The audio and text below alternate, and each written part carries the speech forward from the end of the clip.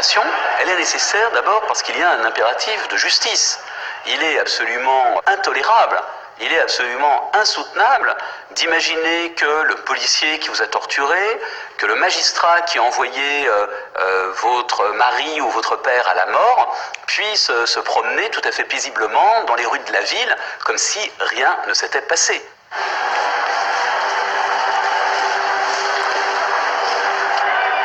Libération, on commence à voir en France, notamment à la part de Maquis, des exécutions sommaires de miliciens, de gendarmes, de policiers, donc de gens qui luttent de certaine manière contre les résistants, mais aussi on exécute ici ou là des commerçants, des épiciers, des gens qui ne veulent pas collaborer avec la résistance. Bon, il y a déjà un certain nombre de phénomènes qui seront ceux qui marqueront l'épuration dite sauvage.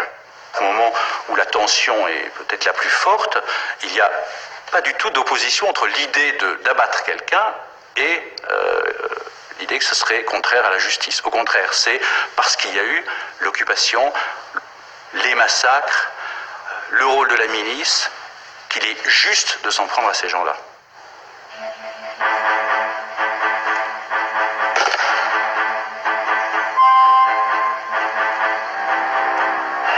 Pour assouvir cette soif de justice, des règlements de compte ont lieu sur tout le territoire. La violence fait rage, et la France est au bord de la guerre civile. Le mot épuration, c'est un terme qui renvoie à une tradition. En gros, son origine historique, c'est la terreur. C'est la terreur, c'est-à-dire 1792, Robespierre, c'est-à-dire le sentiment que dans un moment où la patrie est en danger, il faut éliminer de la société les suspects.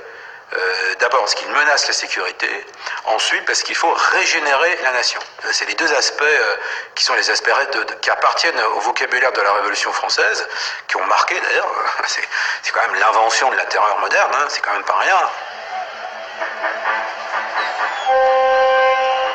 En gros, il y a eu à peu près 9000 personnes qui ont été exécutées dans ces conditions. Il y a des soupçons de collaboration, il y a des vengeances personnelles, il y a une situation de non-droit. Donc les exécutions sommaires se déroulent avant que, en France, ne soit installé un gouvernement provisoire mettant en place des juridictions légitimes. On est en août 1944, on ne va pas attendre octobre que les cours de justice soient en place. Il y a une urgence à épurer sur le moment, et ce sentiment-là est très partagé. Certains voudraient peut-être qu'on attende la mise en place justement des cours de justice dans une procédure plus légale. Mais ce souhait, ce légalisme n'est pas partagé sur le moment par la société française en libération.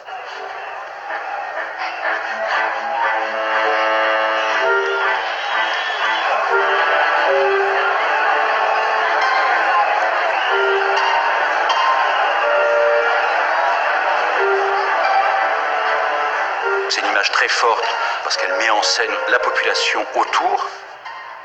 Et bon, c'est loin d'être un mythe, c'est-à-dire que c'est une réalité. Dans tous les départements français à l'époque, des femmes ont été tondues. Dans des petits villages comme dans les plus grandes villes, il n'y a pas d'exception à ce phénomène. Et sur l'ensemble du territoire, on peut considérer qu'il y a eu à peu près 20 000 femmes qui ont été tondues. Avec le temps, les cheveux repousseront. Et le souvenir de leur faute s'oubliera bien plus vite que la douleur de celles qui pleurent les êtres chers, victimes des atrocités allemandes.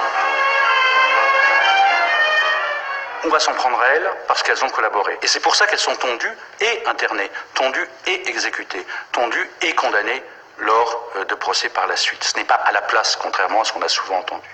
Mais elles sont tondues parce qu'elles sont femmes.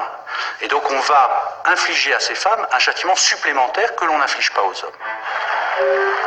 On va s'en prendre au corps parce qu'on considère qu'elles ont collaboré par le corps. Et donc on va punir ce corps, on va l'épurer en enlevant tout ce qui peut les distinguer du point de vue de la différence des sexes, c'est-à-dire la chevelure qui renvoie à la sexualité, au poil pubien, etc.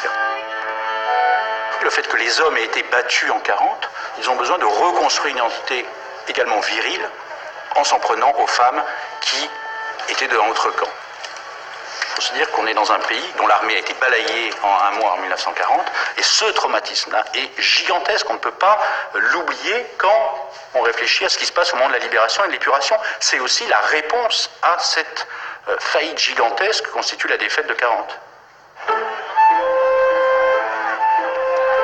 Quand ces violences perdurent, là, ça commence à devenir un problème. Parce qu'il y a une question de légitimité. Qui peut exécuter? Qui peut tondre? Que faire de cette épuration violente? Est-ce qu'il faut la poursuivre ou non? Il devient nécessaire de canaliser cette violence. C'est la première urgence pour le gouvernement provisoire présidé par le général de Gaulle qui s'installe à Paris à l'automne 1944. L'épuration sort de la rue pour entrer dans les tribunaux. L'épuration judiciaire se met en place. Le général de Gaulle, en lançant la procédure d'épuration, donc en installant les cours de justice, notamment ce qu'on appelle les cours de justice, veut reprendre la main. C'est vraiment l'État qui reprend la main sur les organisations de résistance, sur les maquis, sur les initiatives locales. Donc dans une certaine mesure, l'encadrement par la norme, c'est-à-dire le fait qu'il y ait d'une part des textes qui définissent, qui tracent au fond la ligne entre le bien et le mal, le fait qu'il y ait des procédures régulières, le fait qu'il y ait des jugements, a été un moyen de canaliser la violence. Et puis cette épuration, elle est peut-être aussi nécessaire pour légitimer les nouveaux pouvoirs, en montrant que le pouvoir précédent a failli, et en montrant au contraire que le nouveau pouvoir crée une légitimité tout à fait nouvelle, une légitimité qui passe aussi par l'élimination de ces brebis galeuses. Monsieur François de Menton, ministre de la Justice, vous parle. Au lendemain de la libération, il n'était pas de tâche plus urgente et plus importante que le châtiment des traîtres et des collaborateurs. Cette œuvre de stricte justice, de moralité supérieure et de défense patriotique constituait en même temps une préface nécessaire au rassemblement de la nation tout entière pour les tâches immenses de la reconstruction. Dans l'épuration, il y a une idée de l'avenir, de la société que l'on veut. Quelle France veut-on reconstruire? Et sûrement pas une France dans laquelle continuent à être, à vivre ceux qui ont collaboré, ceux qui ont trahi. Donc il y a vraiment l'idée d'un projet d'avenir dans l'épuration, de ce qu'il faut faire et la condition pour pouvoir renaître, reconstruire le pays. Mais ce souhait, ce légalisme n'est pas partagé sur le moment par la société française en libération.